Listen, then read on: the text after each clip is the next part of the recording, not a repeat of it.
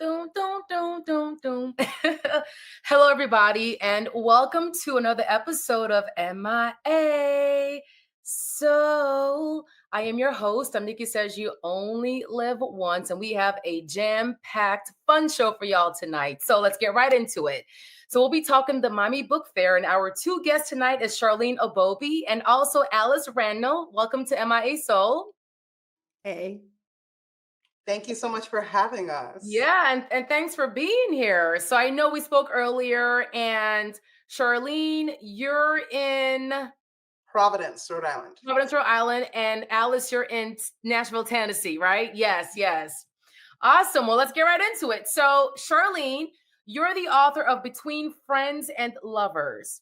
So it focuses on how social media impacts love and friendship in your novel. So what inspired you to explore love and friendship in the age of social media? Sure. So a few things. First of all, I have a pretty large account in which I focus on. Sorry, my cat feeder went off.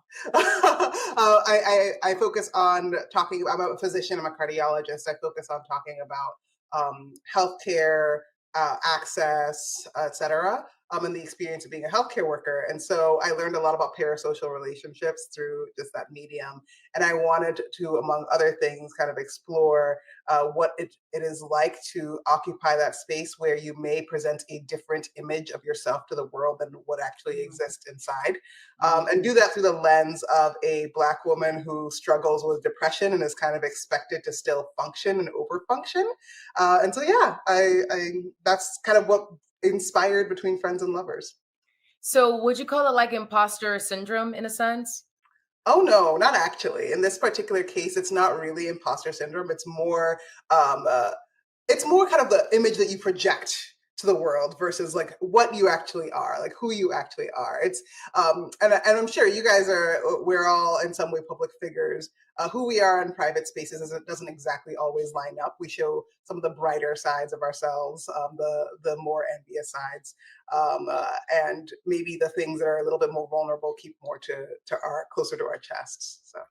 So how do you feel about those that actually they're pretty much open and raw within their real life and social media? Do you feel like certain things should be kind of kept privately or to each his own as far as how much they expose on social media?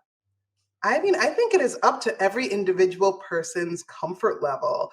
I think that you put yourself out there in the court of the public whenever you share more truths about yourself. But I also think in these days that's also kind of incentivized because people like authenticity.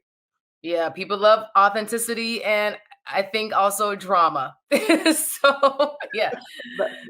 So, Alice Randall, you are the author of My Black Country, which focuses on blending personal and historical narratives in your work. How does your book explore the cultural significance of identity and belonging?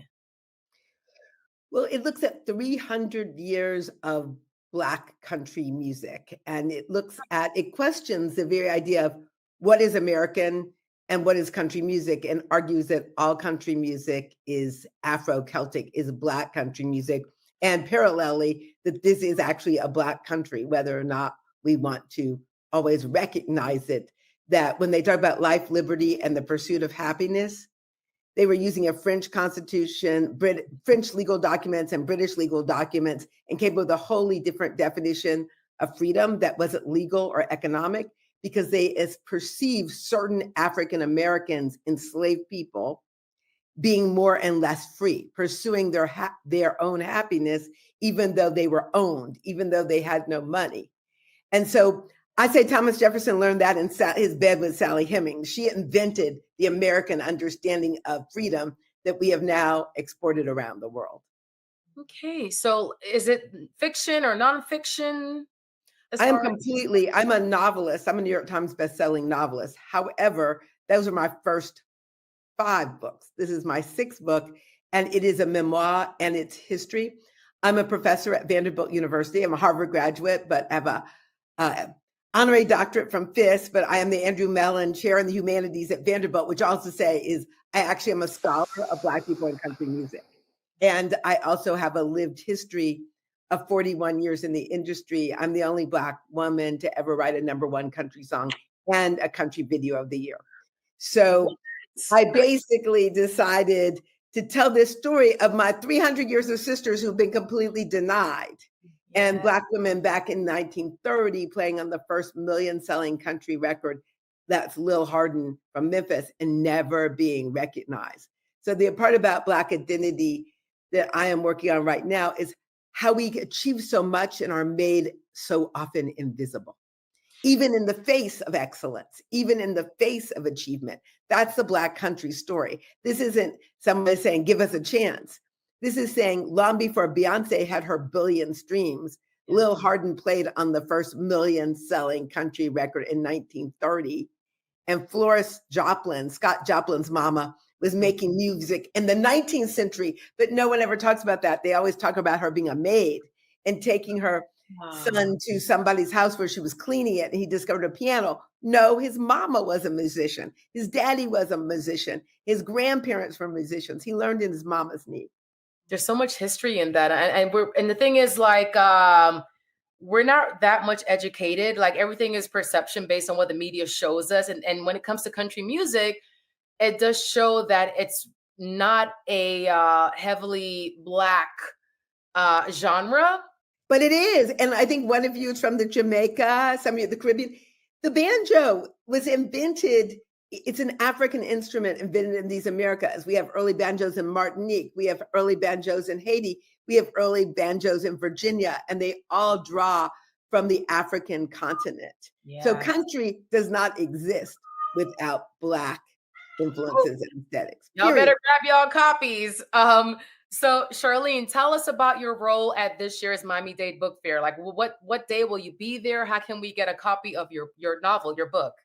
Yeah, so I'm going to be there on Saturday. I'm on a panel at 2:30 with 2 other authors.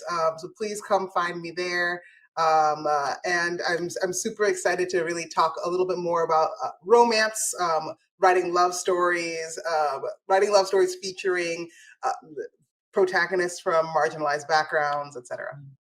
All right. So is there any kind of like experience from your personal life that we can see in between lovers and friends? Yes and no. It's actually a book that was written at a time of kind of struggle for me.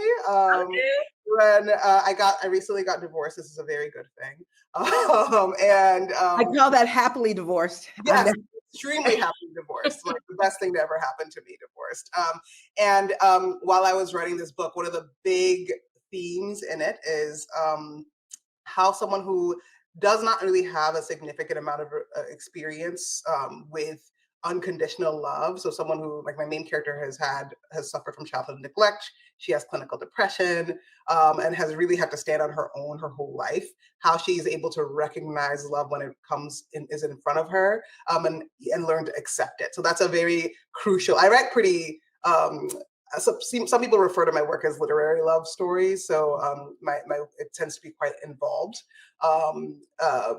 It's not just about the 2 characters coming together. It's really about their own individual journeys and preparing themselves emotionally and mentally to be in a place where they can be together. So I hope there's like a really good, like lovey-dovey ending. I mean, I hope it's like a good ending at the end where we feel so great afterwards after reading it. Okay. I think so. You think so? Okay. How can we get a copy? Available anywhere books are sold. Everywhere. Okay. Amazon.com, Books A Million. They're still in business. Black-owned bookstore, preferably, but yes, all of those places too. Right. I will get those from you offline, so we can definitely drop it when we post on social. So because a lot of us, we don't know what those Black-owned bookstores are because they don't really have that press or that coverage, Yeah. So it'd be great to just drop those links as to how we can support those Black-owned bookstores. For sure. Yeah. And Alice, what about you? So what day will you be there? How can we come and watch your partnership? I'm there Saturday and Sunday. I think on Sunday I'm at 1:30. So look on the calendar. I'm there Saturday and Sunday. But I also have a virtual book event, My Black Country virtual holiday party. And it's in partnership with my 11 favorite African-American bookstores across the country, including Marcus Books and Source Booksellers in Detroit City, Baldwin in New Orleans. So look at www.alicerandall.com and look at the holiday page, and you can see all those amazing Black bookstores, plus Parnassus, that we are in partnership with, because I like celebrating those books. I did my first reading with Marcus. It's 20 some years ago. And so this book is a national bestseller. It's a USA Today national bestseller. And I like supporting my Black bookstores. You can get it on Amazon. I also realize when you're broke, you sometimes need to buy it on Amazon cheap. So I am not above any of it. And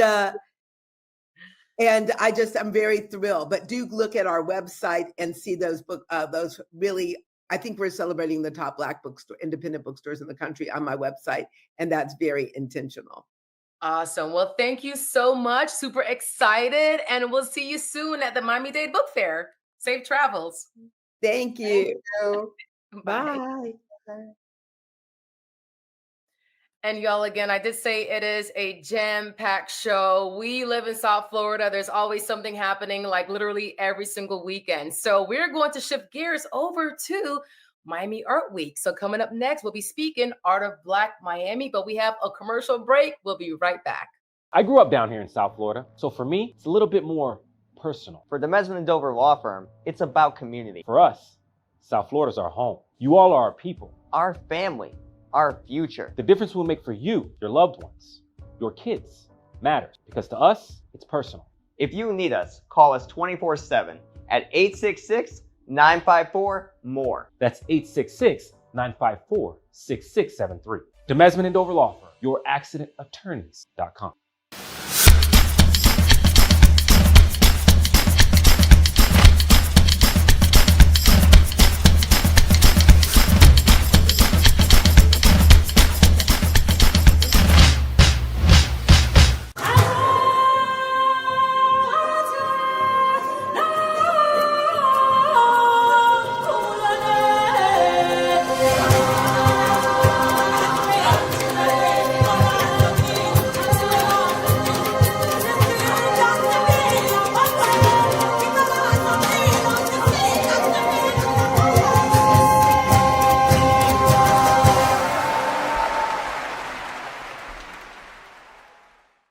At DRT Behavioral Services, we provide culturally sensitive mental health evaluations with thorough treatment plans, incorporating alternative forms of wellness, not just Western traditional medicine. Besides medication management and psychotherapy, we provide education to people in the areas of minority mental health with classes on your diet's impact on mood and sleep hygiene for better rest. We also offer weight loss therapy, massages, and facials. Visit brainlovehelp.com today. Welcome back. So we are talking Art of Black Miami. Let's welcome Stefan Smith, our next guest. Hello. So Stefan Smith, nice to meet you. You are the artist behind the Overtown Pitch Game Changers mural. So yes, so how you feeling today? I feel great. I actually just got back in town. I was doing a project in LA. So I'm excited to be back in South Florida and ready to talk it up. Yeah, and then after this, get some rest because the first week in December is going to be bananas for Miami Art Week. Okay, so yes, let's get into it. So your artwork will be featured in partnership with Miami MoCAD's AR, which means augmented reality technology. So tell us more about that. So the mural was designed with the idea that it would be something that was interactive, not only for the community, but for people who are passing by or going through the neighborhood and really wanted to connect with the mural and the mission that we really set up in order to communicate to everybody. So it's bridging the gap between art and technology and how that really affects our underprivileged and underserved communities like Overtown. Yeah. And how does AR technology bring your work to life? So I was able to work with Miami MoCAD in this specific project. to really start the conversation behind soccer in Miami. As we all know, we have the FIFA World Cup coming to South Florida in 2026. So this was something that we decided that would be beneficial for the community to start really talking about art and technology and engaging communities on how they can really start adapting this social internet kind of community narrative with the artwork. So it's something that is my first time doing, actually. And I think it was a great success. So we created a QR code that was attached and designed into the mural where you could actually scan it if you're driving by or you're walking by. And it creates this really cool interactive soccer game that really kind of creates this interplay and connectedness that we were looking for in the community. That's so super cool. So literally in the AR or the VR, virtual, I guess, augmented reality, like you're literally kicking like a ball's being kicked. Like, is that how it looks visually? Yeah, so visually it's like it's from the kicker standpoint, and there's a goalie, and so there's a goalie who's trying to block your shot. So the game was designed just as like a cool interactive kind of alternative method for us to engage with people. But it's basically you kick the ball and you have to score as many goals as you can in about 45 seconds. And the leaderboard on it, it's kind of crazy. My first time playing it, somebody scored like 30 goals. And in my first time playing it, I think I scored 4. So Okay. there is a learning curve. Yeah, you need some practice. Okay, so were you the muse for the silhouette or for the act? I mean, who did they? How did they use you, or was it like an AI generated Well, person? it's an AI VR generated person. That'd be kind of cool if it was me, but it's not. Maybe for the next one. Okay, okay. So, what message do you want people to take away from your mural?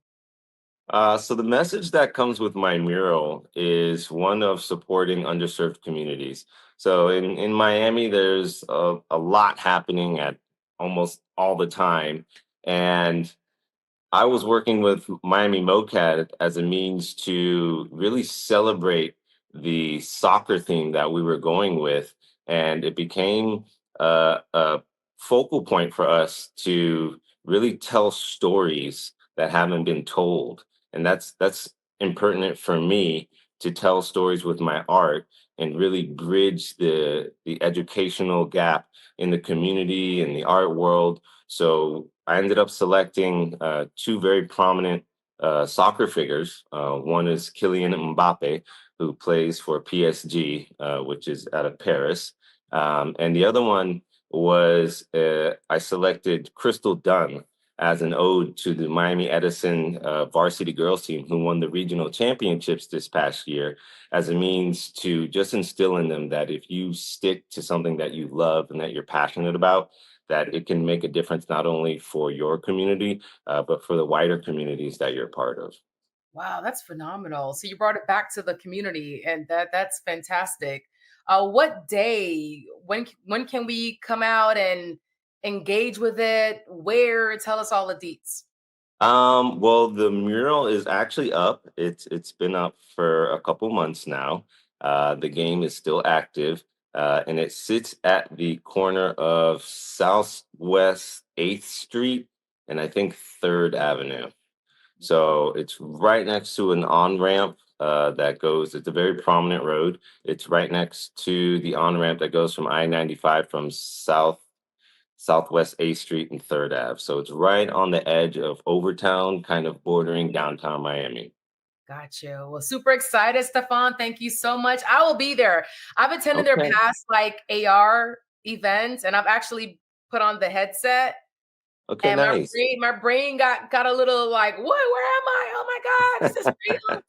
But it's a great experience, and it's good to see your mural actually immersed in the whole AR technology because like Miami MoCAD, they are so advanced with that technology, and it's so beautiful when you put on the headsets and you actually immerse yourself in that world. Like I was blown away.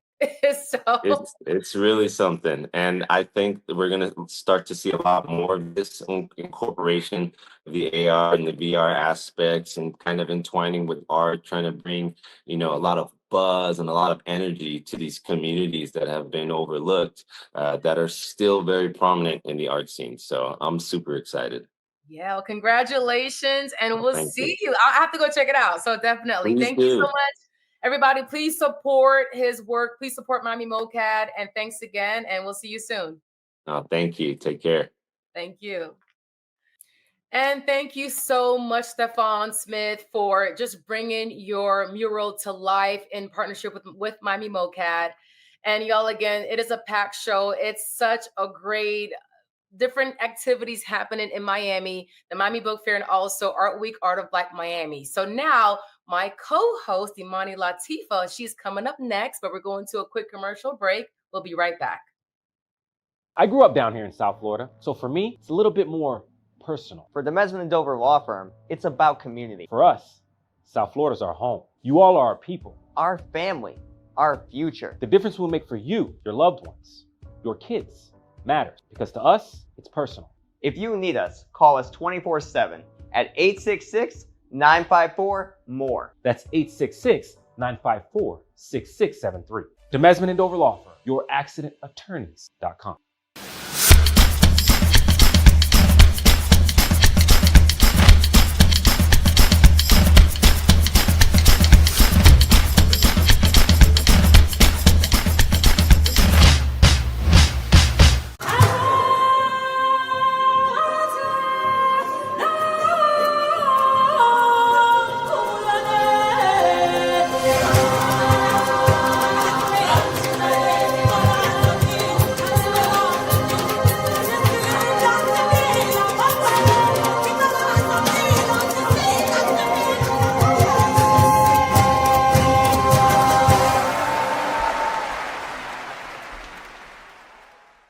When quality care is a priority. For blessings, my MIA family, and welcome to another Arts and Culture Report by Imani.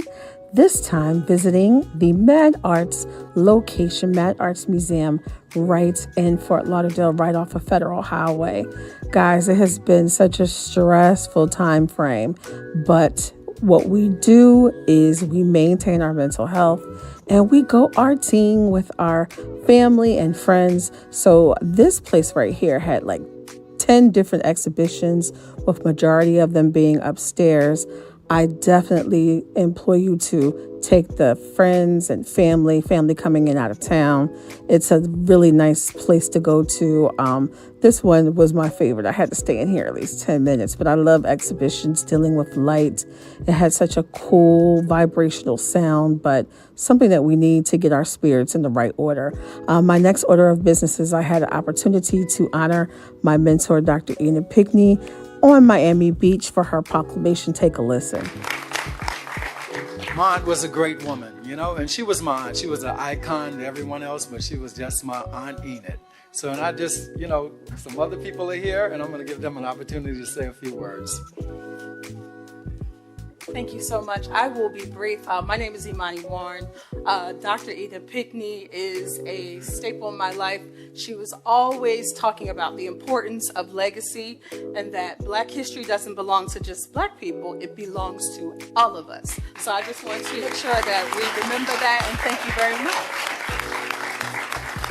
Guys, that's it for me. Thank you so much for watching. We'll see you next time. Peace and beautiful blessings.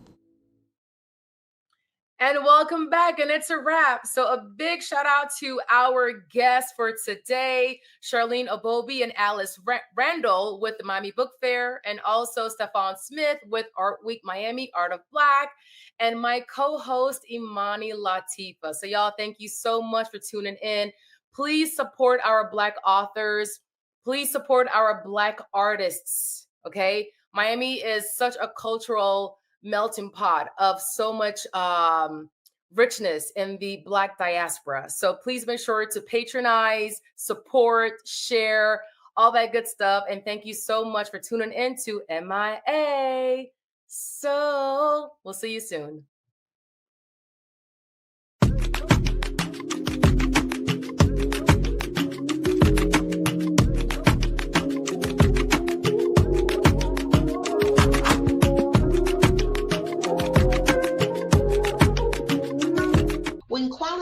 is a